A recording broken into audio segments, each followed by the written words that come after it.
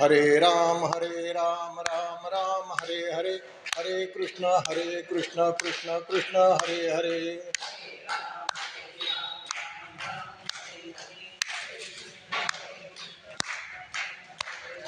हरे राम राम राम हरे हरे, हरे कृष्ण कृष्ण कृष्ण हरे हरे।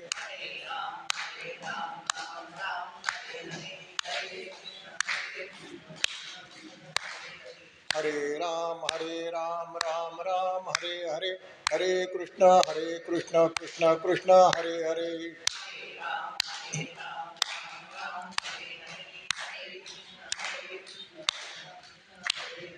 हरे राम राम हरे हरे, हरे कृष्ण कृष्ण कृष्ण हरे हरे।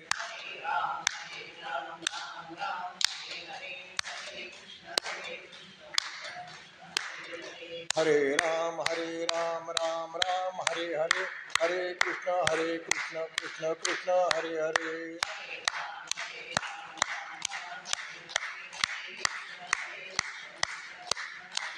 पुंडलिक वरदा हरे विठ्ठल, श्री ज्ञानदेव तुकाराम, पंढरीनाथ महाराज की जय, माऊली ज्ञानेश्वर महाराज की जय, जगद्गुरु तुकाराम महाराज की जय, शांती ब्रह्म एकनाथ महाराज की जय, समर्थ रामदास स्वामी महाराज की जय, श्री सद्गुरु धुंडा महाराज देगलूरकर की जय, अवधूत चिंतन श्री गुरुदेव दत्त।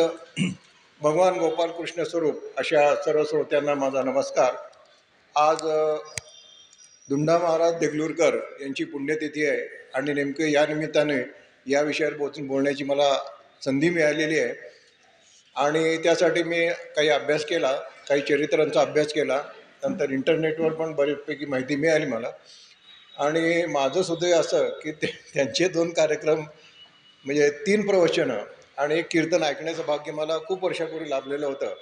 त्यामुळे डोळ्यासमोर ती व्यक्ती होतीच, त्यांची विद्वत्ता त्यावेळेला माहिती झालेलीच होती, त्यामुळे त्यांच्याविषयी कृतज्ञता व्यक्त करण्याच्या दृष्टीने आजचं हे प्रवचन आहे असं म्हणायला काही हरकत नाही। आता त्यांच्याबद्दल असं बोलणं झालं की संत एकनाथानंतर ज्ञानेश्वरीवरचे थोर भाष्यकार हे एकमेव ते म्हणजे धुंडा महाराज देगलूरकर। आपल्याकडे एक सुभाषित आहे, शतेषु जायते शूरा सहस्त्रेषु च पंडिता, आणि त्याच्यामध्ये अर्थ सांगतो, सहस्त्र 1000 माणसामध्ये एक शूरवीर निघतो, सहस्त्रे जायते शूरा शतेषु जायते शूरा सहस्त्रेषु पंडिता दातार वक्ता दशसहस्रेषु दातार भवती वानवा। म्हणजे 100 लोकांमध्ये एक शूर निघतो आणि 1000 लोकांमध्ये पंडित निघतो आणि 10,000मध्ये एक चांगला उत्तम वक्ता निघतो, परंतु दाता मात्र या इतक्या संख्येमध्ये मिळेलच असं नाही आहे। तिथला तिसरा भाग आपण फक्त बघूया की सहस्त्रेषु पंडिता आणि वक्ता दशसहस्रेषु। तर वक्ता दशसहस्रेषु हे फार मोजक्या लोकांना आपण त्या ठिकाणी विशेषण वापरलं जातं। तुमच्या माहितीची आपल्याला माहिती आहे, तर राम शेवाळकरांच्याबद्दल बोललं जात होतं वक्ता दशसहस्रेषु, किंवा कदाचित तुम्ही शिवाजीराव भोसलेंची पण व्याख्यानं ऐकलेली असेल, त्यांच्याबद्दल पण असं बोललं जात होतं। तर अशा तऱ्हेच्या कोटीचे हे वक्ते होते। तर ते धुंडा महाराज देगलूरकर म्हटल्यानंतर देगलूरकर एक घराणं आहे, त्या घराण्याचा इतिहास जवळजवळ 260 वर्षापूर्वीपासूनचा आहे। तर पहिल्यांदा आपण त्यांच्या मूळ पुरुषापासून सुरुवात करू आणि नंतर आपण चरित्र नायकापर्यंत येऊ। तर त्यांच्या मूळ पुरुषांचं म्हणजे गुंडा महाराजांपासून आपण ट्रेस करायला सुरुवात करूया। ते गुंडा महाराज यांचा जन्म 1675 शके म्हणजे सन 1753 माघ शुद्ध प्रतिपदा या दिवशी वडील महिपती नाईक आणि आई कांताबाई यांच्या पोटी देगलूर येथे झाला। हा मुलगा लहानपणापासून परम मेधावी होता आणि परम भगवत भक्त पण होता असं म्हणायला काही हरकत नाही, कारण लहानपणापासूनच ते त्या ठिकाणी चुडामणी महाराज म्हणून होते देगलूरकरमध्ये, त्यांचा एक मठ होता, तिथं तर कीर्तन प्रवचनाला जात असे, तिथं सेवा पण करत असे। आणि त्यांनी सेवा इतकी चांगली केली की त्या ठिकाणी चुडामणी महाराजांनी त्यांना अनुग्रह तर दिलाच, परंतु त्यांना असं वाटलं की इतका चांगला मुलगा आहे, त्याच्याशी आपला नातेसंबंध पण असावा, म्हणून त्यांनी आपली कन्या जी राजा ही होती तिला आपल्या चरित्र नायकाला म्हणजे गुंडा महाराजांना दिली। आणि त्यानंतर त्यांचा व्यवसाय होता हा सराफीचा होता, सोन्याच्या खरेदी विक्रीचा व्यवसाय होता त्यांना। तर हे शिष्यत्व त्यांनी पत्करल्यानंतर त्यांनी गुंडा महाराजांनी भारतभर तीर्थयात्रा केल्या. तिचा प्रारंभ देगलूरपासून पंढरपूर यात्रेपर्यंत केला आणि नंतर ती परंपरासुद्धा निर्माण झाली. देगलूरपासून पंढरपूरपर्यंत आपण जसं आषाढी यात्रा असते तशी तिथून पण त्या ठिकाणी दिंडी सुरू झाली. चक्री भजनाची परंपरा त्यांनी पंढरपूरला त्या ठिकाणी निर्माण केली. त्यांची रसाळ प्रवचनं कीर्तनं पंढरपूर या चातुर्मासात होत असे.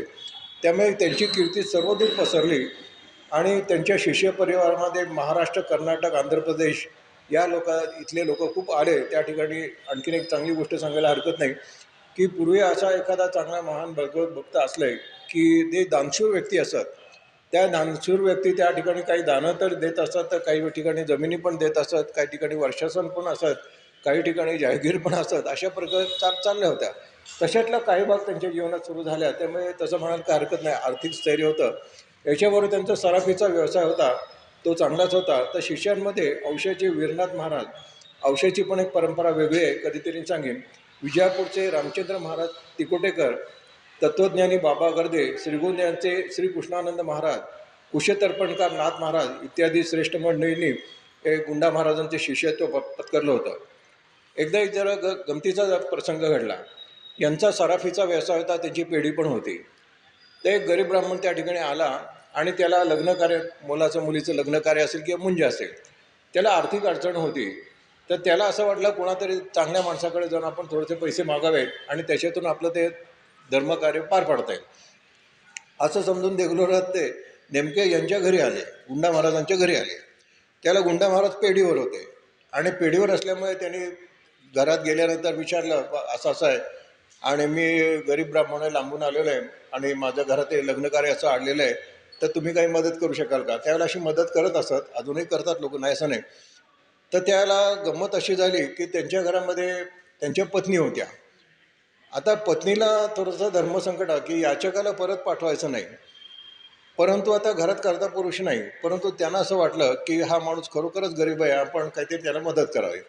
म्हणून त्या घरात गेल्या आणि दागिन्यांची पेटी होती. त्या पेटीत एक नथ होती त्यांची सोन्याची, चांगली सोन्याची नथ होती. ती त्यांनी दिली त्याला आणि त्याने सांगितली ही विक आणि याच्यातून तुझा खर्च भागव काय असेल तो. तो आनंदाने तिथून निघाला आणि त्याने काय आशीर्वाद वगैरे पण दिले असतील त्या ठिकाणी. पण गंमत अशी झाली की आता त्या नथ मोडायची झाली तर कुठल्या तरी पेढीवर जायला पाहिजे. तो नेमका ह्या गुंडा महाराजच्या पेढीवरच गेला आणि त्याने तिथं नथ दाखवली आणि सांगितली आता हे नथ तुम्ही घ्या आणि मला त्याचे काय पैसे असतील ते द्या. ते गुंडा महाराजांनी नथ बघितल्यानंतर त्यांना ती ओळखीची वाटली.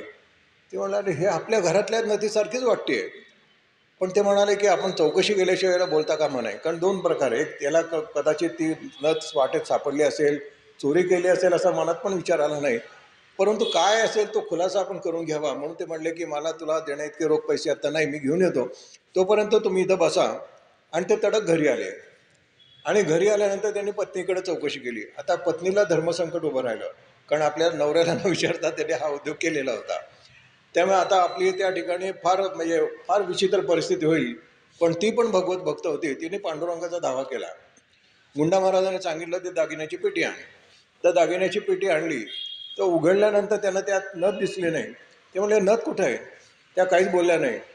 परत ते म्हणले हे बघ यात नथ तिथे होती आतमध्ये नथ होती. म्हणल्यानंतर म्हणलं कुठली नथ काय ना ते म्हणण्यापेक्षा त्यांनी मिळून ठेवले. अगं तू आपल्या घरातली नथ आहे, मला ते पेढीवर एक ब्राह्मण आला होता, तो ते नथ विकायला आला होता, आपल्या घरासारखी वाटली म्हणून मी विचारलं. तर हे परत ती नथ गायब. परत थोडं वेळ बघितलं, परत ती त्या ठिकाणी दिसायला लागली. असा जरा विचित्र प्रकार त्यांना दिसायला लागला. तेव्हा त्यांच्या लक्षात आलं की ही भगवंताची लीला आहे, हा ब्राह्मण कोणी साधासुद्धा नाही आहे असं त्यांच्या लक्षात आलं. आणि त्यामुळे त्यांच्या मनात परमविरक्ती निर्माण झाली होती. सगळा प्रसंग सांगत बसण्यापेक्षा त्याच्यातून कन्क्ल्युजन सांगतो की त्या प्रसंगापासून त्यांच्या लक्षात आलं की देणारा पण पांडुरंग आहे आणि घेणारा पण पांडुरंगच आहे. त्यामुळे त्यांनी हा इथून पुढचा प्रपंच आपल्या पांडुरंगावर सोपवायचा म्हणून सर्व आपलं घरदार त्यांनी लुटवून टाकलं. चक्क घरावर तुळशीपत्र टाकलं आणि काशी यात्रेला निघाले पत्नीसोबत. काशीला गेले त्या ठिकाणी आणि काशीला तिथे विश्वनाथाचं दर्शन केल्यानंतर तो ज्या ब्राह्मणाने यांच्याकडून नथ घेतली तो ब्राह्मण तिथं आला आणि तो म्हणा तुम्ही इथं कशाला आला, तुम्ही पंढरपूरला जा, तुमचं काम पंढरपूरमध्ये आहे म्हणून. आता ही पण त्यांची आज्ञा समजावी म्हणून त्यांनी त्या ठिकाणी परत आले. पण आता देगलूरला पहिल्यांदा जायला पाहिजे, आपलं घरदार होतं तिथं. पण देगलूरला घर कुठं होतं, सगळं लुटून टाकलं होतं. म्हणून गावाबाहेरच्या एका शिवालयामध्ये तिथं ते थांबले. तिथे एक झोपडी त्यांनी उभारली आणि त्या ठिकाणी त्यांनी ते तपश्चर्या करायला सुरुवात केली. कडुलिंबाचा पाला खाऊन तपश्चर्या केली. त्या तपश्चर्याने परमात्मा प्रसन्न झाला. त्यांनी सांगितलं, तू पंढरपुरात जा आणि भक्ती प्रसाराचं काम तू त्या ठिकाणी चालू कर, तुझा वंश पण चांगल्यापैकी या वाढणार आहे, असं त्यांनी त्या ठिकाणी आश्वासन घेतलं देवाकडून. आणि त्या ठिकाणी देगलूरला आले आणि पुढचा सगळा काळ त्यांनी म्हणजे प्रवचन कीर्तन, तुकाराम महाराजांची गाथा, ज्ञानेश्वरांची गाथा किंवा ज्ञानेश्वरांची ज्ञानेश्वरी याच्यावर त्यांनी प्रवचन कीर्तन करायला सुरुवात केली. आणि अत्यंत समाधानी अवस्थेत कालक्रमांक वयाच्या 74 वर्षी, आयुष्य पण त्यांना भरपूर लागलं. सन 1739 म्हणजे आपला 1817 साली अश्विन शुद्ध तृतीया या दिवशी पंढरपुरात ते पांडुरंगाच्या चरणी विलीन झाले. आजही आपण पंढरपूरला गेला तर वाळवंटात गुंडा महाराजांची त्या ठिकाणी समाधी आहे. आणि ह्या सगळ्या पिरियडमध्ये अनेक लोक त्यांच्या संपर्कात आले, मगाशी मी सांगितलं. आणि त्यानंतर ठिकठिकाणी त्यांची परंपरा सांगणारे मठ पण निर्माण झाले. जवळजवळ 25 मठ त्या ठिकाणी गुंडा महाराजांची परंपरा सांगणारे आहेत. आणि अशी अत्यंत सुंदर प्रपंच त्यांनी झाला. आता आपण चरित्र नायकाकडे परत यायला सुरुवात करूया. त्यांना श्रीहरी महाराज आणि गुंडा महाराज असे 2 पुत्र होते.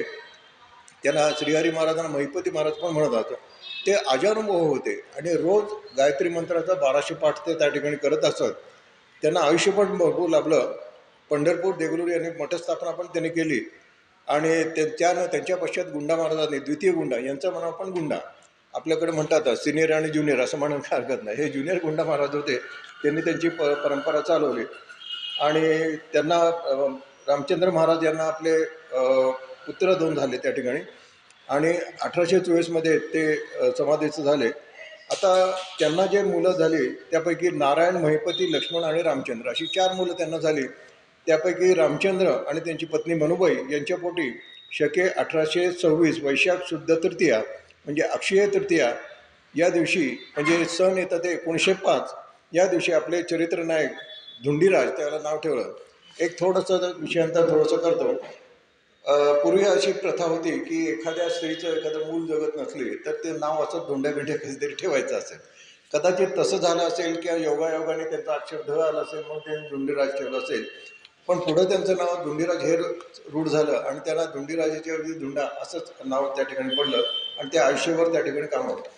परंतु ही गर्भधारणा त्यांनी झाली असताना त्यांना अत्यंत सुंदर दृष्टांत होत असत. म्हणजे आपल्या पोटी एक भगवत भक्त जन्माला येणार आहे याची त्यांना चाहूल त्या ठिकाणी लागत असे. आणि अशा चांगल्या अवस्थेमध्ये त्या अक्षय तृतीयेच्या दिवशी त्यांचा जन्म झाला. बालपणापासून ते अत्यंत कुशाग्र बुद्धीचे होते. अध्यात्माकडे कल तर त्यांचा होता. परंतु 4थ्या वर्षीच अकस्मात वडिलांचं त्यांचं निधन झालं. आणि हे धुंडा महाराज आणि त्यांचे बंडू बंडा महाराज आणि त्यांची ते एक बहीण होती, हे सगळे पोरके झाले. पण त्यांचे चुलते होते, त्यांना मुलबाळ काही नव्हतं. त्यांनी त्यांना सांभाळलं. आणि त्यांच्या महाराजांचं प्राथमिक शिक्षण देगलूर इथे रघुनाथराव कोरडे गुरुजींकडे झालं. ते उर्दू आणि मराठी भाषा शिकवत असत, मी घरी शिकवत असत. पण त्यांचं शिक्षण इतकं चांगलं होतं की नंतर त्या कोरडे गुरुजींची औरंगाबादला बदली झाल्यानंतर आपले चरित्र नायक पण त्यांच्याकडे अभ्यास करण्यासाठी म्हणून औरंगाबादला गेले आणि शिक्षणासाठी औरंगाबादला पाठवण्यात आलं. आता महिपती महाराजांना संत सेवेची खूप आवड होती. त्यामुळे त्यांच्या मठात अनेक संत महंत येत असत. आणि इथं थोडंसं एक टर्निंग पॉईंट निर्माण झाला असं म्हणायला काही हरकत नाही. एक दिवशी त्यांच्या मठामध्ये आपले वारकरी संप्रदायाचं भूषण किंबहुना वारकरी शिक्षण संस्था ज्यांनी निर्माण केली ते विष्णुपंत जोग हे त्या ठिकाणी आले. जोग महाराज त्यांना म्हणत असत. त्यांचं चरित्र काही दिवसापूर्वी म्हणजे मला एक वर्षभरापूर्वी सांगितलं असेल. ते त्या ठिकाणी आले आणि मग एकमेकांच्या प्रपंचाची चौकशी करत असताना हा जो मुलगा होता धुंडा, तो त्या ठिकाणी बसलेला होता. ते त्याने विचारलं, हा कोण? तर ते म्हणले, तुमचा मुलगा का? ते म्हणले, नाही, मला मुलगा काय नाही, हा माझा पुतणा आहे त्या ठिकाणी. मग काय करतो? ते म्हणे, अमुक अमुक शिकतो, इंग्रजी शिकतो. तर म्हणे, काय, कशासाठी शिकतो इंग्रजी? ते म्हणे, त्याला वकील व्हायची इच्छा आहे. त्यावेळेला ते म्हणाले, अरे तू संतांच्या घरात जन्माला आलेला आहे, तुला वकिली बिकिली काय करायची आवश्यकता नाही. संतांच्या घरात जन्माला असत तर संतांची परंपरा चालवायला पाहिजे. त्यामुळे तू इंग्रजी शिक्षण सोडून दे, संस्कृतचा एक वेळ अभ्यास कर आणि तुझ्या परंपरा पुढं चालव. हे म्हणल्यानंतर घरातल्या लोकांना ते पटलं आणि त्यांनी तो ताबडतोब डिसिजन घेतला की याला वकिलीकडे पाठवायचं नाही, की याला संतांच्या ग्रंथांचा अभ्यास वगैरे हे सगळं करणं पूर्णपणे झोकून देण्यासाठी त्यांनी बाकीचं सगळं शिक्षण थांबवलं.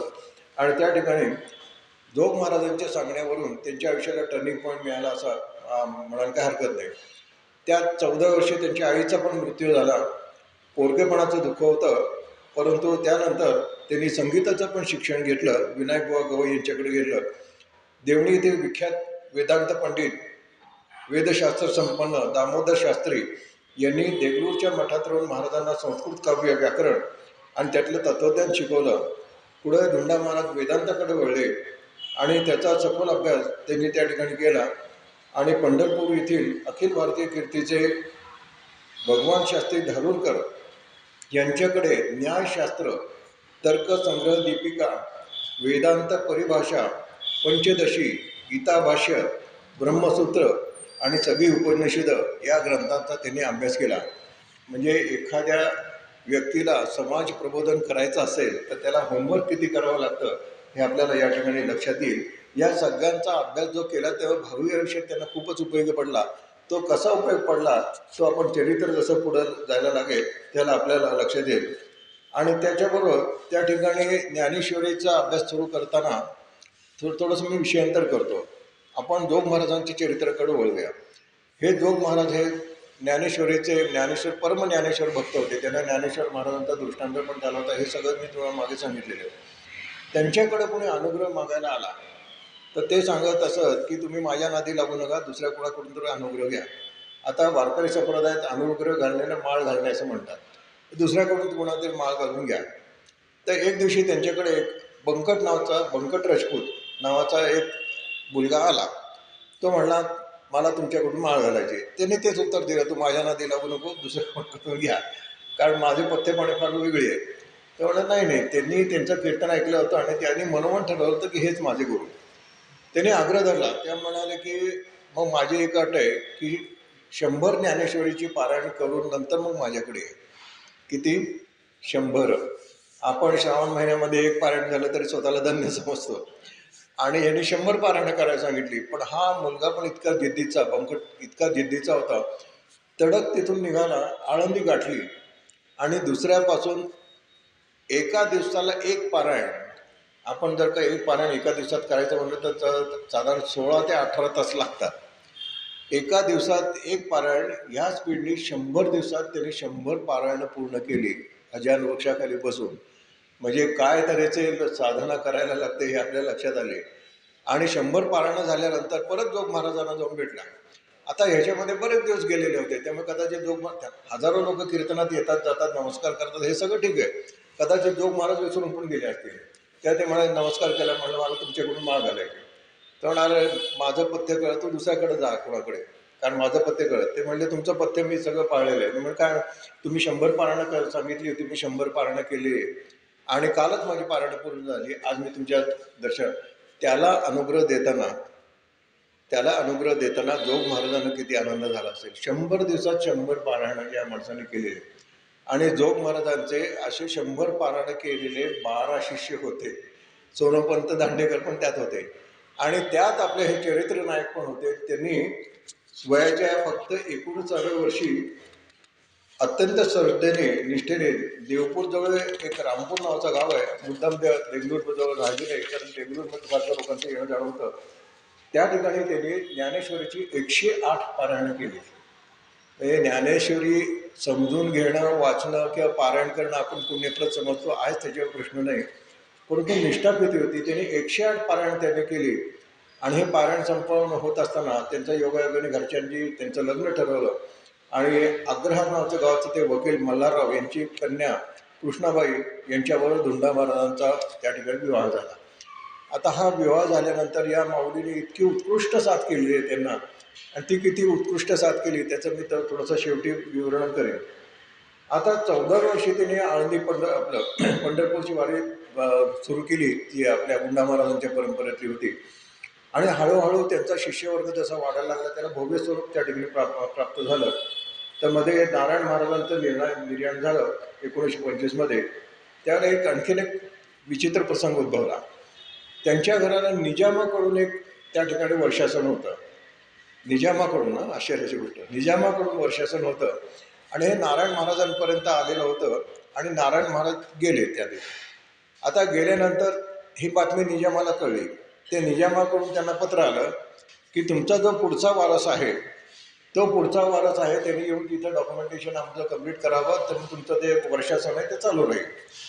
1 महिन्याच्या आत तुम्ही केलं नाही तर ते वर्षासन रद्द होईल. त्यांच्या नियमाप्रमाणे त्यांनी पाठवलं. पण गंमत अशी होती की आता आपला चरित्रनायक जसं मोठे झाल्यानंतर त्यांनी काही नियम केले स्वतःसाठी.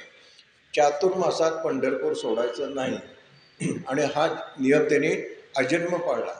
4 महिने पंढरपूर सोडायचं नाही. भजन कीर्तन प्रवचन सगळ्या गोष्टी त्या ठिकाणी करायच्या. त्यांचा दिनक्रम पण फार अत्यंत कडक होता. पहाटे 4 वाजता उठायचं, 5 वाजता काकडं आरतीला जायचं, त्याच्यानंतर नगर प्रदक्षिणा, नंतर ज्ञानेश्वरीचा अभ्यास, दुपारी पुन्हा अभ्यास, काही पाठ द्यायला येते त्यांच्यासाठी अभ्यास, संध्याकाळी प्रवचन कीर्तन वगैरे. कधी कधी त्यांच्या मठामध्ये, त्यांचा मठ पण आहे त्या ठिकाणी, मठामध्ये इतरांची कीर्तनं सप्ताह होत असेल, कधी कधी तेच स्वतः म्हणजे पंढरपुरात कीर्तन, असा भरगच्च कार्यक्रम असायचा. 4 महिने पंढरपूर सोडायचं नाही. आता हे समज ज्या वेळेला आलं त्यावेळेला हे चातुर्मासातल्याच पिरियडमध्ये आलं. प्रश्न आता उभा राहिला, काय करायचं? कारण जर का पंढरपूर सोडलं तर आपला नियम मोडतोय आणि नाही गेलं तर आपलं वर्षासन जात आहे, जहागीर जी काय होती ती जाते. त्याला त्यांच्या महिपती महाराज चुलते होते, ते म्हणाले की आता पुढचा वर्ष तूच आहेस, मला मूलबाळ नाही, पुढचा वर्ष तूच आहेस, त्यामुळे तू हैदराबादला जा आणि ते सगळं काम करून ये. कारण ही आपली जहागीर आहे, परंपरा मग आपल्याला जहागीर मिळालेली आहे, ती आपल्याला टिकवली पाहिजे. कारण मठात अन्नदान पण विपुल व्हायचं, लोक पण हजारोनी यायचे, विद्यार्थी शिकायला पण यायचे, या सगळा खर्च चालवायचा असला तर ते उपयोगी पडत असत. त्यामुळे तिने दिलेला सल्ला अगदी बरोबर होता. त्याला धोंडा महाराजांनी सांगितलं की भगवान पांडुरंग हीच आपली जहागीर आहे, ती जहागीर सोडून इतर जहागीरीची मला त्यात काही वाटत नाही. त्यामुळे ही जहागीर सोडून मला जायचं नाही. माझा निर्णय 4 महिने मी कुठं जाणार नाही. त्यामुळे मी हैदराबादला जाणार नाही. पुढं काय होईल ते बघू, पांडुरंगाच्या इच्छेप्रमाणे होईल. आता हा त्यांच्या निष्ठेचा भाव जरी असला तरी घरच्या लोकांना ते अव्यवहार्य वाटलं. घरात मतभेद सुरू झाले होते. काही लोकांना वाटत होतं, मी कुटुंब तसं मोठं होतं, काही लोकांना वाटत होतं त्यांनी हैदराबादला जाऊन तेवढं काय येण्या जाण्यात 2-4 दिवस बिघडलं कुठं म्हणले, जाऊन यावं. ते म्हणले नाही, मी 4 महिने नियम केलेले आहे, पांडुरंगाला सोडून जाणार नाही. 4 महिने ते गेले नाहीत. त्यामुळे निजामाचं त्यांना पत्र आलं की तुमची जहागीर रद्द केलेली आहे. ते पत्र बघितल्यानंतर घरचे म्हणाले, बघा तुम्हाला सांगितलं होतं गेलं असतं तर हे सगळं. ते म्हणाले तुम्ही काय काळजी करू नका, जे होईल ते मी बघून घेईन. त्याप्रमाणे चातुर्मास संपल्यानंतर आपले चरित्रनायक त्या ठिकाणी निजामाला भेटीला गेले. निजामाला भेटीसाठी त्यांनी ते काय अर्ज विनंती केली असेल, पण त्यांना त्या ठिकाणी दारातच सांगितलं तुमची जहागीर आहे ही रद्द झालेली आहे, त्यामुळे आता त्याच्याबद्दल काही बोलून उपयोग नाही, निजाम तुम्हाला भेटायला तयार नाही. निजामाला काय वाटलं, हे आजीजी करायला असतील, रिक्वेस्ट करायला आली असतील वगैरे, म्हणून निजामाने भेट नाकारली. पण त्यांनी असं सांगितलं की मी जहागीर माझी पुन्हा चालू करावी याच्यासाठी आलोच नाही, तर इतक्या वर्ष आम्हाला तुम्ही जी जहागीर दिली त्याच्याबद्दल मी कृतज्ञता व्यक्त करण्यासाठी आलेलो आहे. काय वाटलं कोण जाणे, निजामाने भेटीची परवानगी दिली. त्याप्रमाणे हे भेटीला गेले आणि भेटीला गेल्यानंतर निजामाने पहिलं वाक्य तेच टाकलं की काही झाले तरी तुमची जहागीर परत चालू होणार नाही, हे जर त्याच्या पलीकडे काय असेल तर बोला. तर ते म्हणाले मी त्याच्याबद्दल बोलायला आलोच नाही, 100 वर्षापेक्षा जास्त दिवस ते गुंडा महाराजांच्या काळापासून तुम्ही आम्हाला जहागीर दिली ती, त्याच्याबद्दल मी कृतज्ञता व्यक्त करायला आलेलो आहे. पण एक गोष्ट तुम्हाला कानावर घालायला विचारते, तुम्ही आम्हाला जे जहागिरीचं पत्र दिलं आहे त्याच्यामध्ये असं सांगितलेलं आहे की चातुर्मासामध्ये पंढरपुरात राहून भक्ती मार्गाचा प्रसार करावा. तुमच्याच याच्यात लिहिलेलं आहे की चातुर्मासात पंढरपुरात राहून भक्ती मार्गाचा प्रसार करावा. मग मी जर का इथं आलो असतो तर तो नियम तुमचाच नियम मोडला असता, म्हणून तो नियम मी पाळला आणि त्याच्यानंतर मी जहागीर द्या असं सांगायला आलो नाही, मी कृतज्ञता व्यक्त करते आणि 100 वर्षापेक्षा जास्त आम्हाला तुम्ही दिली याच्याबद्दल मी आभार मानण्यासाठी आलेलो. आता निजाम पडला पेचा, तर हसला. पण तो म्हणाला की बरं, त्यांनी कागदपत्र काढले सगळे दोन्ही, बरं का, जे जहागीर दिले ते सगळे कागदपत्र, आणि त्यात लिहिलं होतं स्पष्ट की चातुर्मासात त्यांच्या घराण्यातल्या लोकांनी त्या ठिकाणी पंढरपुरात राहून तो भक्ती मार्गाचा प्रसार करावा. ते बघितल्यानंतर निजाम आता अडचणीत पडला, हसला. तो म्हणाला तुमचं म्हणणं बरोबर आहे, तुम्ही नियम पाळलेला आहे, त्यामुळे आम्ही आमचा जो वटहुकूम काढला आहे तुमची जहागीर रद्द करायचा तो आम्ही मागे घेतो आणि तुमची जहागीर प्रणे चालू राहील. विचार करा, इथं कुठलाही आध्यात्मिक चमत्कार नाही. इथं फक्त संयम आणि विवेक आणि अभ्यास या जोरावर हे सगळं कार्य झालं. हे पांडुरंगाने चमत्कारांनी करून घेतलं. ते दामाजीची रशीद भरली, कानपात्रात ती उधरली वगैरे असं काही झालं नाही. सरळ सरळ निगोशिएशन आणि क्लिअर कट आपण म्हणतो ना, वस्तुस्थिती जाणून आणून दिले. याच्या जोरावर त्यांना त्या ठिकाणी ती जहागीर मिळाली. आणि त्यानंतर धुंडा महाराज त्या ठिकाणी आपला नियम पण पाळला गेला आणि ती जहागीर पण त्या ठिकाणी वाचली. आता हे सगळं चालू असताना खूप कसोटीचे प्रसंग आले. म्हणजे येऊ नये तितके भयानक प्रसंग आले. चातुर्मासात त्यांचा प्रपंच थोडा विस्तारला होता. त्यांना मुलं बाळ पण त्या ठिकाणी झालं होते. मानवदास महाराज म्हणून ते आपल्याला माहिती आहे. मानवदास महाराजांना कदाचित तुम्ही बघितलं सुद्धा असेल त्या ठिकाणी. आणि ते दुसरं त्यांना एक वसंता नावाचा मोठा मुलगा होता. तर ह्या सगळ्या पिरियडमध्ये पुण्यातल्या अनेक लोकांशी त्यांचे चांगले संबंध संत सांगा म्हणून त्यामुळे मामासाहेब दांडेकरांची त्यांची ओळख झाली. दोघंही ज्ञानेश्वरांचे परमभक्त. त्यामुळे त्याला शिकायला त्यांनी मामासाहेब दांडेकरांचं लक्ष आहे म्हणून पुण्यात SP कॉलेजमध्ये शिकायला ठेवलेला होता. तो उत्तमपैकी ग्रॅज्युएट पण झाला. आणि हैदराबादला त्याचं आजोळ होतं म्हणून तो मामाला भेटायला म्हणून हैदराबादला गेला. हे चातुर्मासातल्या पिरियडमध्ये बरं का. आणि हैदराबादला गेला आणि दुर्दैवाने त्याला तिथं ॲक्सिडेंट झाला आणि तो ऑन द स्पॉट गेला. हाताशी आलेला मुलगा आपली परंपरा जो चालवेल असा मुलगा अपघातात गेला. नेमकी ती तार आली. त्यावेळेला आपले चरित्रराय धुंडा महाराज प्रवचन करत होते. तार आली, तार वाचली, त्यांनी बाजूला ठेवली, प्रवचन पूर्ण केलं आणि सक्त सांगितलं असं असं झालेलं आहे. ज्याचं तिकीट जोपर्यंत असतं तोपर्यंतच त्याला प्रवास करता येतो. त्याचं तिकीट संपलं त्यामुळे त्याला उतरायला लागलं. केवढा मोठा आघात पचवला. त्या ठिकाणी आरडाओरडा नाही, रडारड नाही, प्रवचन कॅन्सल करणं नाही. म्हणजे चातुर्मासातला नियम कितीसुद्धा त्या निष्ठेने पाळला जातो. आता हे थोडंसं मी विषयांतर करतो. हे सगळं धैर्य कसं येतं, तर हे सगळं धैर्य प्रचंड साधनेतून येतं, अभ्यासातून येतं. आणि ते साहजिकच त्यांच्याकडून घडतं. म्हणजे मुद्दाम असं ठरवलं नाही आता असं वागायचं असं नाही. ते सहज होऊन जातं त्यांच्याकडं. आणि हे प्रचंड मनोबल जे येतं हे कठोर साधनेतून येत असतं. हे आपल्याला या ठिकाणी सांगायचे. त्याच्यातली तुम्हाला पडण्यासारखी आणखी 1-2 उदाहरणं त्या ठिकाणी देतो. बाबू चित्तरंजन दास हे बंगाल प्रांतामधले फार मोठे. त्यांच्या नावाने आता चित्तरंजन कारखाना, गाड्यांचा कारखाना पण हे सगळं माहिती आहे. ते पेशाने वकील होते.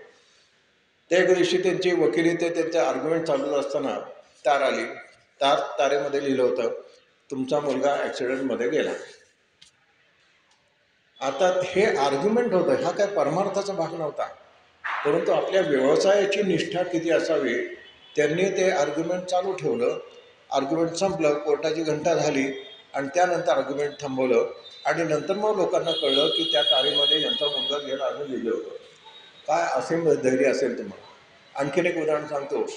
गाडगे महाराजांच्या बाबतीत. गाडगे महाराज त्या ठिकाणी कीर्तन करत होते. गावाचं नाव पण सांगतो सांगतो आठवलं तर मी त्या गावाला पण जाऊन आलो त्या ठिकाणी. तर कीर्तन चालू असताना त्यांचा मुलगा इथं पुण्यातच शिकायला होता. इथं बोर्डिंगमध्ये होता. त्या ठिकाणी लहान होता, 10-12 वर्षाचा होता. त्याला पिसाळलेलं कुत्रं चावलं. त्यावेळेला ते इलाज वगैरे एवढे काही नव्हते. ते इलाज काही वेळेत झाले नाही आणि तो गेला. आणि गावाचं नाव खारेपाटण. तिथं त्यांचं कीर्तन चालू होतं गाडगे महाराजांचं. आणि पुणेकडे ते तार दिली आणि त्यांना दाखवले. तार त्यांनी वाचली. त्यांना तारेतून कळलं. तर त्यांच्या तोंडातून तुकाराम महाराजांचं म्हणजे अभंगावर कीर्तन करत होते तर अभंग सांगत नाही. असे मेले कोट्यानुकोटी काय रडू एकासाठी, असं त्यातलं एक वचन. आणि त्याच्यावर त्यांनी कीर्तन केलं. आणि ते कीर्तन पूर्ण केलं. नंतर मग काय शोकाचा भाग असेल नसेल माहिती नाही त्या ठिकाणी. कारण लगेच कीर्तन झाले की लगेच पुढच्या गावाला निघून पण जात होतं. म्हणजे त्या ठिकाणी केवढे मोठे आघात या लोकांनी पचवले हे आपल्याला बघायला मिळतं. आणि अशामुळेच अशी माणसं आपल्याला लाभली हे आपलं भाग्य आहे असं म्हणायला काही हरकत नाही. आता ह्या चातुर्मासामध्ये संपूर्ण देशातून त्या ठिकाणी लोक येत असतात. कीर्तन प्रवचनं तर होत असतात, इतरांचे पण होत असतात. पण रोज जवळजवळ 300 ते 400 विद्यार्थी त्यांच्याकडे शिकायला येत असतात. दुपारी त्यांचे पाठ चालत असतात. आणि पाठ वेदांतावरचे ते विषय मी तुम्हाला त्या ठिकाणी थोडं सांगतो. आणि हे जवळजवळ एक विद्यापीठ झालं होतं असं म्हणायला काही हरकत नाही. पंढरपुरात चातुर्मासात त्या ठिकाणी गेलं की धुंडा महाराज भेटणारच असे म्हणजे त्या ठिकाणी कुणाचंही प्रलोभन आलं, किती मोठी बिदागी देत असली, काही तरी चातुर्मासात पंढरी सोडायची नाही, असा त्यांचा नियम त्या ठिकाणी लाभला. आणि त्यांचा चाहता वर्ग उत्तरोत्तर वाढू लागला. म्हणजे नुसतं महाराष्ट्राचं नाही तर बाहेरून पण विद्यार्थी त्यांच्याकडं शिकायला येत असेल. आणि त्यानंतर त्यांनी असं ठरवलं की 4 महिने पंढरपुरात काढायचे आणि उरलेले 8 महिने जे आहेत ते भक्ती मार्गाचा प्रसार करण्यासाठी म्हणून जिथं बोलवतील त्या ठिकाणी जायचे. आणि हे त्यांचे 8 महिने सुद्धा कंटिन्युअस एंगेज राहायला लागले. अनेक संस्थांनी त्यांना म्हणजे दरवर्षी या तिथीला यांचं कीर्तन इथं आहे की हा हरिनाम सप्ताह या ठिकाणी दोंडा महाराजांचे कीर्तन होणारच, असे महाराष्ट्रभर जात होते. आणि ह्या प्रवासामध्ये इतके कधी म्हणजे एक कीर्तन रात्री 11:30ला संपलं की रेल्वेत बसायचं, पहाटे दुसऱ्या गावात उतरायचं आणि सकाळी 9 वाजता त्या दुसऱ्या गावामध्ये काल्याचं कीर्तन करायचं. असं अनेक वर्षानुवर्ष चालू होतं. आणि याच्यामध्ये त्यांना हृदयविकाराचे 2 झटके येऊन गेले, तरीसुद्धा त्यांचं काम थांबले नाही. तेवढ्यापुरते आंदोलनाला म्हणजे झुंजून असं पण जरा थोडंसं बरं वाटलं की त्यांचं काम त्या ठिकाणी सुरू होतं. किंवा तब्येत बरी नसली पण नियमाने ठरवलं असलं तर त्यांनी त्यांचं ज्ञानेश्वरीचं प्रवचन कधीही चुकवलं नाही. लोकांनी त्यांना सांगितलं की अहो तुम्ही अशी अशी परिस्थिती आहे, तुम्ही आज प्रवचन केलं नाही तरी चालेल. तर त्यांनी उत्तर दिलं, अत्यंत सुंदर उत्तर दिलं. त्यांनीच असं सांगितलं, पहिली गोष्ट मी ज्ञानेश्वरी सांगतो असं लौकिक दृष्टीने म्हणतो, पण मी ज्ञानेश्वरी सांगतो नाही, ज्ञानेश्वरी मला कळावी म्हणून मी सांगत असतो ते. दुसरी गोष्ट, इतके हजारो लोक असायचे त्यांच्या प्रवचना कीर्तना, इतक्या हजारो लोकांच्या डोळ्यातून ज्ञानेश्वर माऊली मला बघती आहे, हजारो कानातून ज्ञानेश्वर माऊली मला ऐकती आहे. असं असताना मी ज्ञानेश्वरी विण जीवन हे मरणच ना, मग ते मरण केव्हा आले तरी बघून घेता येईल, त्यासाठी मी प्रवचन थांबवणार नाही. आणि त्यांनी कधीही आयुष्यामध्ये त्यांचं प्रवचन कीर्तन कॅन्सल केलं नाही. म्हणजे विचार करा थोडंसं की आपल्याला थोडंसं टेम्परेचर वाटलं तर मला मी आत्तापर्यंत तरी मला मिळाले नाही, पण वाटतं बघ जाऊ दे आता तब्येत बरी नाही, कळून टाका जोशी मॅडमला आज मी येत नाही म्हणून. पण म्हणजे अजून मला तरी प्रसंग आला नाही, पण असे येऊ शकतात, मी असं म्हणत नाही, असे येऊ शकतात. परंतु असे आल्यानंतर सर्वसामान्य माणूस काय म्हणतो की आत्ताचा दिवस मी त्या ठिकाणी बरं नाही, मी काय पुढं आयुष्य पडले परत येईल ना बरोबर प्रवचना कीर्तनाला येईल, असं सर्वसामान्य माणूस सांगू शकतो. पण हे सर्वसामान्य नव्हते असं म्हणायला काही हरकत नाही. आणि हजारो कीर्तन त्यांनी केली होती. आणि महाराष्ट्राबाहेर मद्रास, मच्छलीपट्टण, हैदराबाद, बडोदा, इंदोर, काशी, कलकत्ता या ठिकाणी मराठी, हिंदी आणि काही वेळा तेलुगूमधून पण त्यांनी प्रवचन केली. आणि कधीही कीर्तन करू नका किंवा प्रवचन करू नका, आज तुमची तब्येत बरी नाही, कोणाचाही सल्ला मानला नाही. त्यांना उत्तर ठीक आहे, ज्ञानेश्वरी नाही त्याला जगणं नाही, त्यामुळे ते सगळं त्यांचं जीवन ज्ञानेश्वरीमुळे झालं असं म्हणायला काही हरकत नाही. नाशिकचे कीर्तन कुठं कुठं जात होते त्याची काही उदाहरणं सांगतो. नाशिकचे कीर्तन संमेलन, पुण्याचे आणि गोव्याचे कीर्तन संमेलन, नारदीय कीर्तनकार शिबिर अशा ठिकाणी महाराजांची उपस्थिती दरवर्षी असे. आणि तो त्या कीर्तनकारांसाठी शिबिर असलं तर त्याच्यासाठी अपुरे योग असेल. तर एकदा गोव्याच्या कीर्तनकारांमध्ये त्या ठिकाणी एक संमेलन होतं. महाराष्ट्रातले 400 कीर्तनकार त्या ठिकाणी आले होते. त्यांच्यासमोर महाराजांचं कीर्तन झालं आणि त्याला समारोप झाला. त्याला त्या शिबिर आयोजित करणारे होते की आज कीर्तनाचा मेरुमणी इथं आम्हाला या देवी लागणार नाही. आम्हाला यांचं कीर्तन ऐकताना लक्षात आलं की ते कुठं आहोत आणि आम्ही कुठं आहोत. त्यामुळे आम्ही आमचं भाग्य समजतो की असे कीर्तनकार आम्हाला गुरु म्हणून लाभले असं म्हणायला काही हरकत नाही. आता थोडंसं समकालीनांकडे येऊया. मामासाहेब दांडेकर आणि त्यांचा अत्यंत स्नेह होता, एकमेकांकडे जाणं येणं कायम असायचं. पुण्यात आलं की ते यांच्याकडे घडला. मामासाहेब चातुर्मासात वगैरे ते पण बऱ्याच वेळेला पंढरपूरला जात असत, त्यांच्याकडे जाणार वगैरे सगळं. इतका ऋणानुबंध चांगला असून सुद्धा उभ्या आयुष्यात त्यांनी ज्ञानेश्वर या विषयाव्यतिरिक्त एकही वाक्य उच्चारलं नाही. तुमचं कसं काय आहे, बरं आहे ना, मुलं ठीक आहे का नाही, काहीतरी मुखातून सुरुवात व्हायची ते ज्ञानेश्वरीवरच सुरुवात व्हायची. की एखादा त्याच्यात मला एखादा कुठं प्रश्नावर त्या दोघांची चर्चा व्हायची किंवा एखादा ज्ञानेश्वरांच्या चरित्रातल्या भागातला ते त्यांचे सांगायचं, मग हे त्यांचं भाष्य व्हायचं. ज्ञानेश्वरी व्यतिरिक्त उभ्या आयुष्यात ते कुठलाही शब्द त्यांनी सगळा वाकडा काढला नाही. ते असं म्हणायचं की ज्ञानेश्वरी व्यतिरिक्त बोलणं म्हणजे जीभ विटाळून घेणं आहे. त्यामुळे या विषयावर आणि दोघांनी हे पाळलं. पण इथे एक कसोटीचा प्रसंग घडला की आपल्याला माहिती आहे की मामासाहेब दांडेकरांचं निधन झालं. आता निधन झालं त्यावेळेला माऊलींची पालखी जातो तुम्हाला माहिती आहे, तर पालखी त्या ठिकाणी इथं थांबली होती. पण त्यांनी सांगितलं की नाही नाही, पालखी जाऊ दे पुढे, माझी तब्येत बरी झाल्यानंतर मी येईन म्हणून. पालखी पुढे गेली, पण नेमकं गुरुपौर्णिमेच्या आदल्या दिवशी मामासाहेब दांडेकरांचं त्या ठिकाणी निधन झालं. आता दुंडा महाराज आणि त्यांचा ऋणानुबंध अत्यंत घनिष्ठ होता. प्रसंग बाका, काय करायचं. पण ह्या ठिकाणी मात्र दुंडा महाराजांनी आपला नियम मोडला आणि चक्क त्या ठिकाणी ते आले आणि त्या ठिकाणी माऊलींच्या आपल्या मामासाहेब दांडेकरांच्या अंत्ययात्रेवर चालत आळंदीपर्यंत गेले आणि सगळ्या विधीमध्ये त्यांनी भाग घेतला. एवढंच नव्हे तर त्यानंतर 10 दिवसांनी ते त्यांच्या म्हणजे एक सप्ताह त्या ठिकाणी अरेंज केला होता. त्या सप्ताहात पण त्यांनी परत येऊन कीर्तन केलं आणि सोनोपंत दांडेकरांच्या त्या ठिकाणी पुण्यवृक्षाची त्यांच्या हस्तेच त्या ठिकाणी लागवड करण्यात आली. आता ती समाधी थोडीशी शिफ्ट केलेली आहे. असं ते अत्यंत सुंदर ऋणानुबंध त्यांच्या त्या ठिकाणी होता.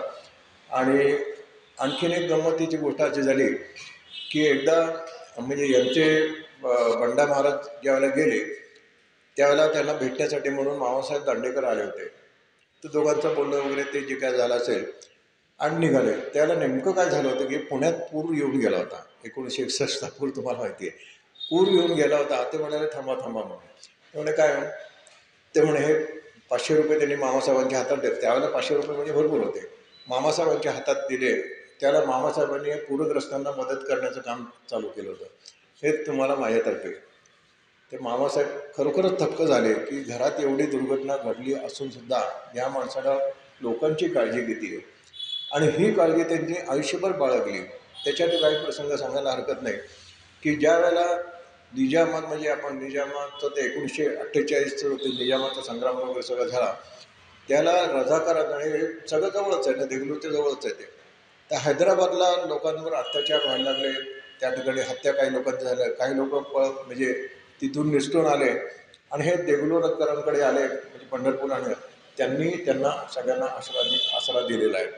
त्यांचं सगळं सेटल होईचं सांभाळ. गांधी हत्येच्या वेळेला पण त्यांनी त्या ठिकाणी लोकांना आसरा दिलेला आहे. त्यांना सगळं सांभाळलं. म्हणजे त्यांचं जीवन लोकाभिमुख असं म्हणायला काही हरकत नाही की मी आणि माझा मठ याच्यावर अवलंबून न राहता ज्या वेळेला जे का रंजले गांजले त्याची म्हणून जबाबले हे पण त्यांच्या म्हणजे जीवनात बघायला मिळतं. आणि त्यांचा अभ्यासाचा जर भाग इथं असं की सतत स्वतःचा अभ्यास त्यांचा चालू असायचा. तर एकदा एक त्यांचे शिष्य होते, त्यांचं नाव पण या ठिकाणी सांगतो, शांताराम गुरुजी म्हणून होते. त्यांना वेदांतातले काही प्रश्न पडले आणि ते त्यावेळेला त्यांना विचारण्यासाठी आले. नेमकं धोंडा महाराजांना एका कीर्तनासाठी दुसरीकडे जायचं होतं. त्यामुळे थांबून त्यांना एक्सप्लेन करायला वेळ नव्हता. म्हणून ते म्हणले असं कर, तर मी बैलगाडी निघवले माझ्यावर, तू चल आपण जाऊ, जाता जाता मी तुम्हाला सांगतो. आता हा प्रसंग आहे. तुम्हाला वाटतं की एवढं माणूस व्यस्त असू शकतो का, याचं मी तुम्हाला आणखीन एक उदाहरण देतो, पण तुम्हाला थोडंसं डायव्हर्शन करतो. गेल्याच वर्षी आपल्या पुण्यातले म्हणजे ऋषितुल्य व्यक्ती डॉक्टर रघुनाथ माशेलकर यांचे 80 वर्ष झाले. 81 वर्षात पदार्पण केलं. त्याला बालगंधर्वमध्ये मोठा कार्यक्रम झाला होता. त्यांच्या चरित्राचं पण प्रकाशन झालं. मी पण एक कॉपी घेतली, त्यांची सही घेतली. माझ्या दृष्टीने ते ऋषितुल्य गुरुच आहेत असं म्हणायला काही हरकत नाही. तर त्यांच्या चरित्राचा एक प्रसंग आहे की ते दिल्लीला असायचे. म्हणजे भारत सरकारने त्यांना खूप मोठी जबाबदारी दिली होती आणि अनेक वेळा दिल्लीला असायचे आणि फक्त शनिवार रविवार ते पुण्यात यायचे. बाकी सगळं दिल्लीला असायचे. तर 2 त्यांचे विद्यार्थी होते, ते PhD करत होते. आता PhD करताना आपल्या गुरुचं मार्गदर्शन पाहिजे, पण हे तर दिल्लीला आणि हे पुण्यात आहे. तेव्हा माशेलकरांनी सांगितलं असं करा तुम्ही की मी पुण्यात असतो त्यावेळेला तुम्ही त्या भेटाल, पण तो वेळ कमी पडला तर मी दिल्लीवरनं पुण्यात आल्यानंतर पुणे विमानतळ पासून माझं घर आणि परत जाताना घर ते पुणे विमानतळ याच्यामध्ये तुम्ही माझ्याबरोबर राहत जा. तुमचे सगळे जे काही प्रश्न असतील ते विचारत जा. आणि खरोखरच ह्या 4-5 महिन्यामध्ये हे सगळं त्यांनी प्रश्नोत्तर सगळी झाली आणि त्यांची PhD पण कंप्लीट झाली. हे जसं खरं तसं या शांताराम गुरुजींचं पण असंच चाललं होतं. आणि जाता जाता एक दुर्घटना घडली अशी. नेमकी ती बैलगाडी उलटली. सगळेजण खाली पडले. आपल्या चरित्रनायकाच्या पायानं गाडी पण गेली, म्हणजे चाक पण गेलं. जखमी झाले होते आणि सगळं झाल्यानंतर गाडी सरळ केली. दोघं येऊन बसले आणि बघितल्यानंतर त्यांनी आपल्या पायानं गाडी गेली वगैरे काहीही विषय न करता शांताराम गुरुजींना म्हटलं, हां आता सांगा आपला कुठला मुद्दा चालू होता. आणि पुढच्या सगळ्या भागामध्ये त्यांनी तो पायावरनं तुम्ही विचार करा की चाक गेल्यानंतर त्या माणसाला काय होत असेल, पण ते सगळं दुखणं बाजूला ठेवलं आणि शांताराम गुरुजींना त्यांचा तो विषय त्या ठिकाणी समजून सांगितला. आता काही त्यांच्या ग्रंथरचनाकडे आपण बोलूया. ज्ञानेश्वर महाराज माऊलींचा हरिपाठ 28 अभंग आहे त्या ठिकाणी. तर त्याच्यावर असंख्य त्यांनी प्रवचनं केली होती आणि काही माणसांना वाटलं की हे प्रवचन अत्यंत सुंदर आहे, हे आता ग्रंथरूपाने प्रसिद्ध व्हावे, म्हणून ज्ञानेश्वर महाराजांच्या हरिपाठावर त्यांनी हरिपाठ विवरण किंवा भक्तिशास्त्र हा ग्रंथ लिहिला. त्याला सोनोपंत दांडेकरांनी त्या ठिकाणी प्रस्तावना दिली होती. अभंग आहे 28 आणि ग्रंथ आहे 600 पानांचा. आणि त्या ठिकाणी नंतर 1974 साली संत एकनाथच्या हरिपाठावर सुद्धा 200 पानाचं त्यांनी विवरण दिलं आणि नारद भक्तिसूत्र याच्यावर 400 पानाचं विस्तृत भाष्य लिहिलं. भक्तिशास्त्राचा हा अमूल्य ग्रंथ म्हणून याला मान्यता आहे. नंतर संत वचनामृत नावाचा 150 पानाचा ग्रंथ त्यांनी लिहिला. त्यात ज्ञानेश्वर महाराजांच्या फक्त 10 अभंगावर संकीर्तन आहे. तो म्हणजे भक्तिप्रेमानंद चालणाऱ्या विद्वान पंडितांना मेजवानीच आहे, असा अभिप्राय मामा दांडेकरांनी त्या ठिकाणी दिला होता. तुकाराम महाराजांच्या अभंगाच्या निरूपणाचे 2 भाग प्रसिद्ध झाले. नंतर 1976 साली सोलापूर येथे ज्ञानेश्वर महाराज जन्मशताब्दी निमित्त ज्ञानेश्वर महाराजांचा पसायदान. आता ओव्या किती आहेत हे आपल्याला माहिती. त्या ठिकाणी पसायदातल्या 9 ओव्यावर धुंडा महाराजांनी 250 पानाचं विस्तृत भाष्य त्या ठिकाणी केलेलं आहे. आपण पसायदानाच्या 9 ओव्यांचं जास्तीत जास्त 9 वाक्यामध्ये अर्थ सांगून मोकळा होतो, पण त्यांनी एवढं त्या ठिकाणी विवरण केलेलं आहे आणि त्याच्यामध्ये वाचणाऱ्यांना त्यांचं चिंतन किती सखोल आहे याची त्यांना साक्ष त्या ठिकाणी मिळते. आणि याचं प्रकाशन त्यावेळेचे उपराष्ट्रपती बी.डी. जत्ती यांच्या हस्ते झालं आणि त्या जत्तींनी सुद्धा या ग्रंथाचं तोंड भरून कौतुक केलेलं आहे. आंध्र प्रदेशातले मच्छलीपट्टम त्या भागात सुद्धा धुंडा महाराजांचा शिष्यवर्ग होता. तिथली भाषा तेलुगू, त्यांना मराठी कळत नाही. त्यांच्या आग्रहास्तव त्यांनी आता तेलुगू केव्हा शिकले हे पण मला माहिती नाही, पण तेलुगूमध्ये काही प्रवचन केले. पण नंतर त्यांनी सांगितलं की आम्हाला ज्ञानेश्वरी पारायण करायचं आहे, तर तेलुगू भाषेतली म्हणजे आपण म्हणतो ना की फॉन्ट तो वापरून त्या ठिकाणी हे ज्ञानेश्वरीचं प्रकाशन त्यांनी झालं आणि हे तेलुगू माणसात ज्ञानेश्वर दर्शन त्या ठिकाणी त्यांनी प्रगत केलं. म्हणजे ज्ञानेश्वरी हा ग्रंथ तेलुगू भाषेमध्ये संपूर्ण रूपांतरित तो त्यांनी त्या ठिकाणी केलेला आहे. याच्याबरोबर मुमुक्षु, प्रतिष्ठान, पुरुषार्थ, प्रसाद, तत्त्वज्ञान, माऊली, याज्ञवल्क, जीवनविकास, श्री ज्ञानेश्वर दर्शन, सांगाती, कल्याण, पंढरी संदेश, पंचधारा इत्यादी मासिक पाक्षिकातून नियतकालिकातून महाराजांनी प्रसंगरूप संत साहित्यावर लेखन केलेलं आहे आणि शेकडो ग्रंथाला अभ्यासपूर्ण त्या ठिकाणी प्रस्तावना पण लाभलेल्या आहेत. त्यानंतर विदर्भ साहित्य संघ, लातूर साहित्य परिषद, कराडचे साहित्य संमेलन, वैदिक परिषद, संस्कृत संमेलन, यक्षादी कार्यक्रम, पुणे आणि नाशिक येथील वसंत व्याख्यानमाला. या वसंत व्याख्यानमालामध्ये आपल्यापैकी कदाचित कुणी ऐकलं असेलच. आणि ज्ञानेश्वर महाराजांच्या जन्मसप्तशताब्दीच्या वेळेला त्या ठिकाणी म्हणजे मामासाहेब दांडेकर तर त्या ठिकाणी प्रिन्सिपल होतेच, पण ते त्यावेळेला नव्हते. तर त्यावेळेला त्या ठिकाणी SP कॉलेजच्या मैदानावर आपण गेलेल्या आहेत. परवा आपला गीतेचा पाठ त्या ठिकाणी झालेला होता. त्या ठिकाणी ज्ञानेश्वर महाराज संस्थान आळंदी यांनी धुंडा महाराजांची 3 प्रवचनं अरेंज केली होती. भक्ती, ज्ञान आणि वैराग्य. 3 दिवसात 3 प्रवचनं होती. त्याला ते SP कॉलेजचं ग्राउंड फुल भरलेलं होतं. माझं भाग्य, मला त्या ठिकाणी भाग्य लागलं होतं श्रवण करण्याचं. अत्यंत सुंदर त्याने भक्ती, ज्ञान आणि वैराग्य या 3 विषयावर त्यांनी ते 3 प्रवचनं केली होती. याबरोबर वसंत व्याख्यानमध्ये सुद्धा त्या ठिकाणी ते प्रवचन करत असत दरवर्षी. अशा विविध ठिकाणी त्यांची व्याख्याने झाली होती. प्रयाग येथे 1966 साली झालेल्या विश्व हिंदू परिषदेला उपस्थित राहून जीवनात धर्माचे स्थान या विषयावर हिंदीतून त्यांनी अस्खलित भाषण केलं आणि या ठिकाणी परिषदेसाठी देशविदेशातले संत महात्मे त्या ठिकाणी आले होते आणि त्यांचं प्रवचन इतकं विद्वत्तापूर्ण होतं की ते सुद्धा त्या ठिकाणी आश्चर्यचकित झाले. आणि त्यानंतर 1987 साली पुन्हा विश्व हिंदू परिषदेचं आळंदीला संमेलन झालं. त्याचं अध्यक्षपद धुंडा महाराजांनी त्या ठिकाणी दिलं होतं. त्यावेळेला त्यांची तब्येत चांगली नव्हती, पण तरीसुद्धा त्यांनी त्या ठिकाणी अतिशय उत्कृष्ट प्रवचन केलं. त्याच्याशिवाय अनेकांचा सत्कार समारंभ, 61 अमृत महोत्सव यावेळी झाल्या महाराजांची भाषणे अविस्मरणीय ठरली. एकंदरीत महाराजांच्या बोलण्यात, वागण्यात, लेखनात आणि कृतीत सहजता, समयसूज्ञता, संयमशीलता आणि सहिष्णुता यांचं दर्शन घडत होतं. त्यांच्याबद्दल असं म्हणलं जातं, हे चालता फिरता ज्ञानकोश असेल. असा माणूस आपल्याकडे असावा असं अनेक विद्यापीठांना वाटत होतं.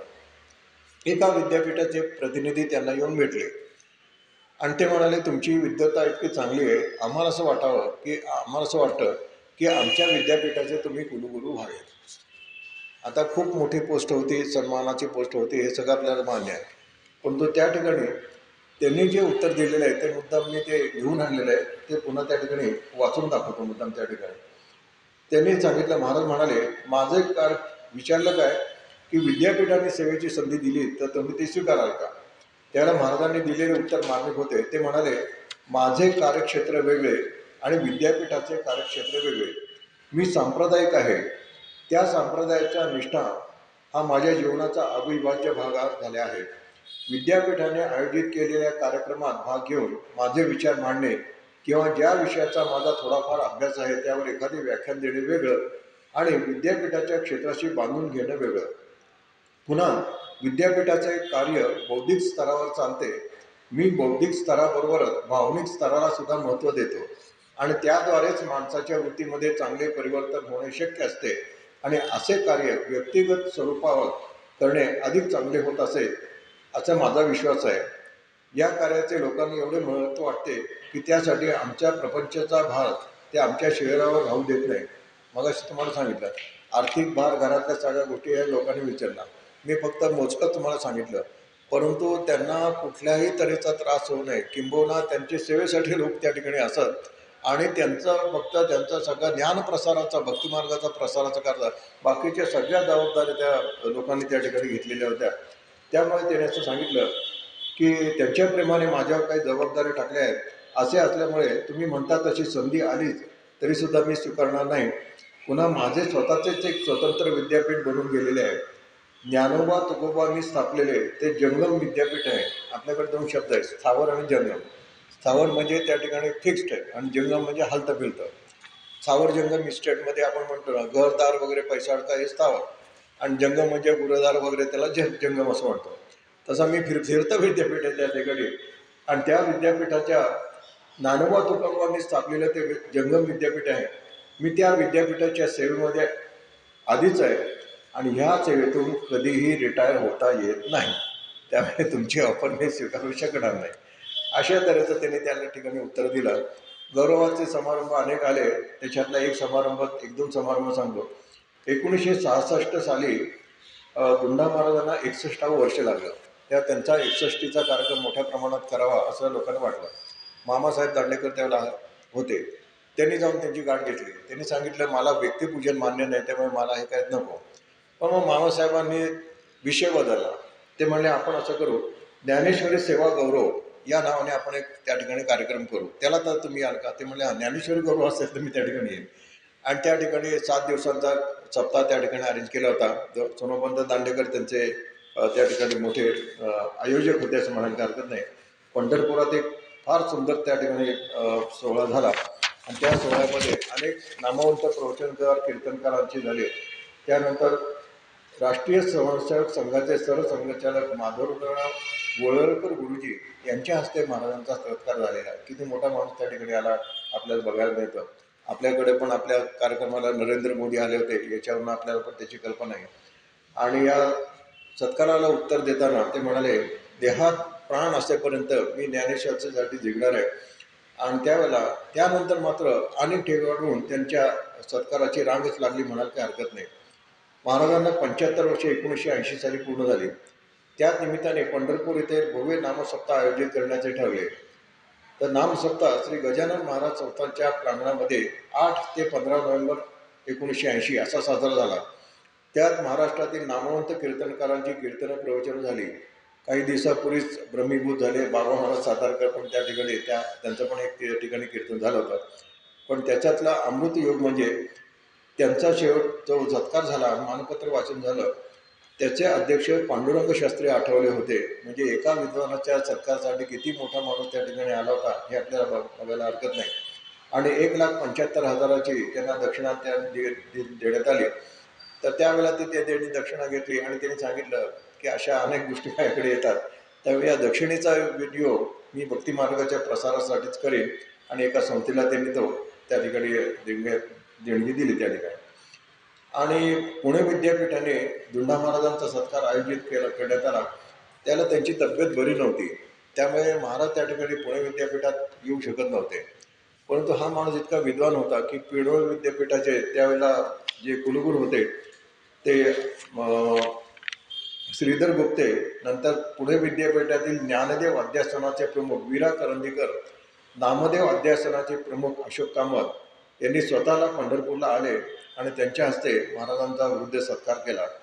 आणि त्याला तब्येत बरी नव्हती, बोलण्याची ताकद पण नव्हती, तरीसुद्धा ते थोडेसे त्या ठिकाणी बोलले आणि आपल्या सत्काराला त्यांनी त्या ठिकाणी उत्तर दिलं. थोडंसं मी विषयांतर प्रदान करतो. अशी जी विद्वान मंडळी असतात त्यावेळेला काही प्रोटोकॉल असतात, ते प्रोटोकॉल त्या ठिकाणी पाळायचे असतात. म्हणजे उदाहरणार्थ पद्मश्री, भारतरत्न किंवा जे काय असेल ते दिल्लीला कार्यक्रम होतो आणि त्या ठिकाणी ते दिले जातात. परंतु काही बाबतीत म्हणजे महाराष्ट्र शासन पण अपवाद करतं आणि आपलं केंद्र सरकार पण अपवाद करतं. ते एक अपवाद पुण्यातलं सांगायला हरकत नाही. आपल्या भीमसेन जोशींना पण भारतरत्न ज्यावेळेला जाहीर झालं, भीमसेन जोशींची पण तब्येत त्यावेळेला बरी नव्हती. त्यावेळेला गव्हर्नमेंटने म्हणजे दिल्लीला कार्यक्रम व्हायला पाहिजे होता, पण तिथं त्यांनी जाहीर केला भारतरत्न देतो, पण प्रत्यक्ष भारतरत्न पुण्यात येऊन त्यांनी त्यांच्या निवासस्थानी त्यांना दिलेलं आहे असं म्हणायला काही हरकत नाही.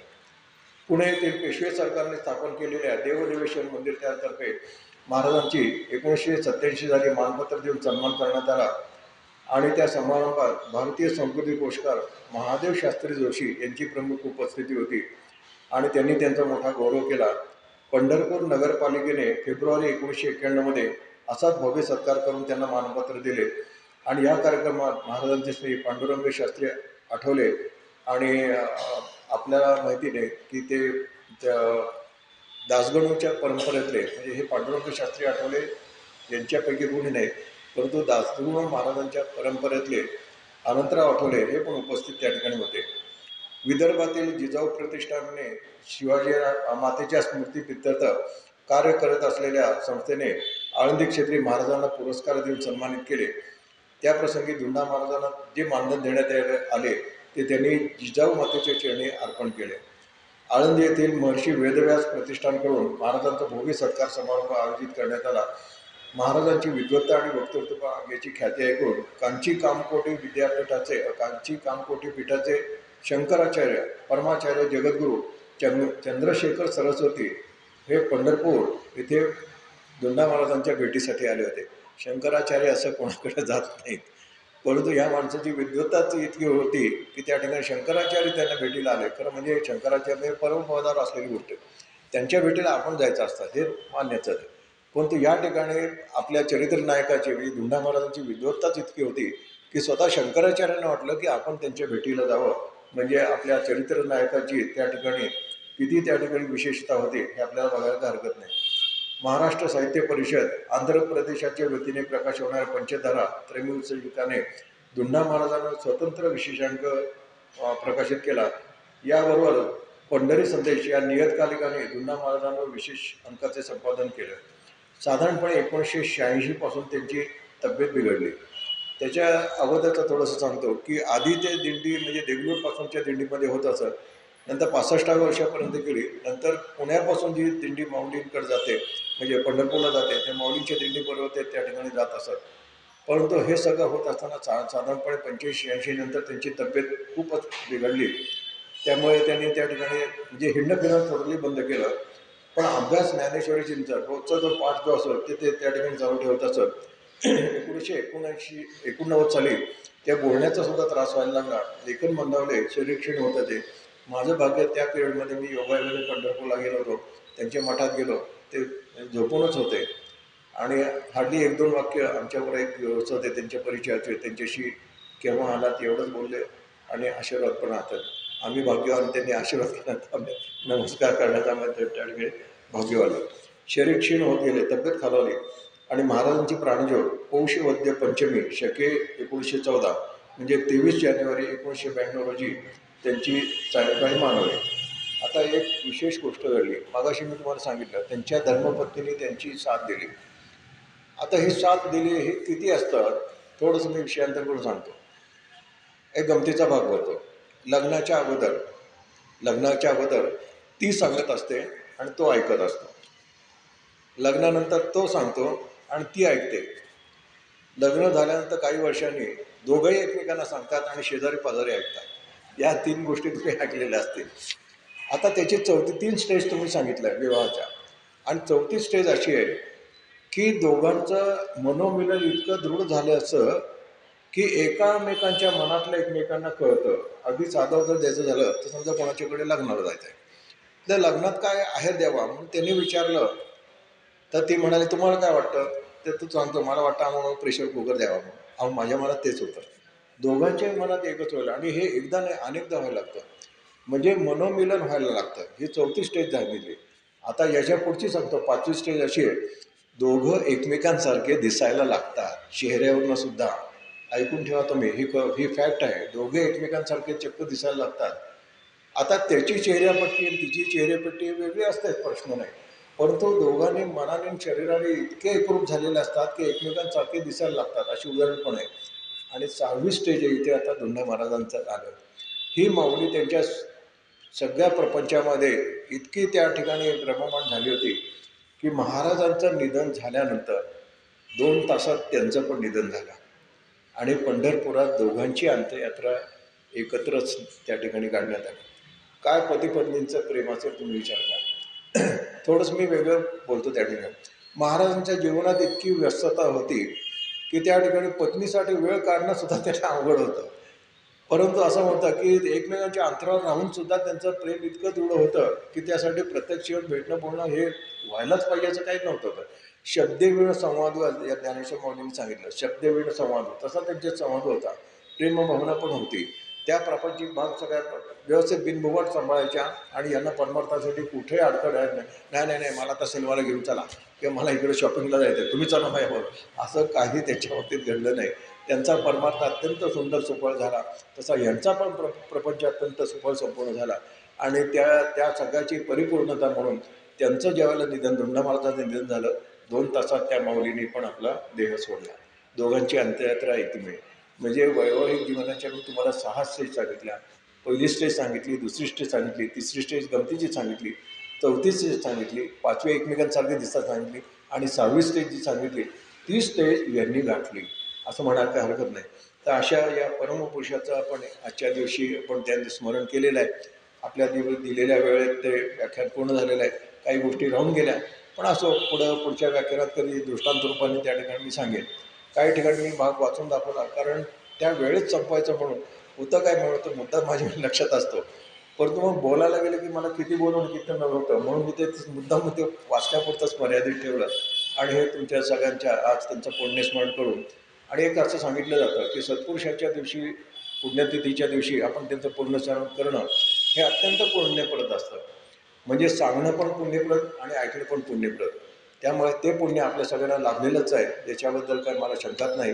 तर हे पुण्य त्यांच्या चरणी अर्पण करून आजची सेवा आपण या ठिकाणी विराम देऊया. कुंडली गोवर्धा विठ्ठल श्री ज्ञानदेव तुकाराम पंढरीनाथ महाराज की जय. माऊली ज्ञानेश्वर महाराज की जय. जगद्गुरु तुकाराम महाराज की जय.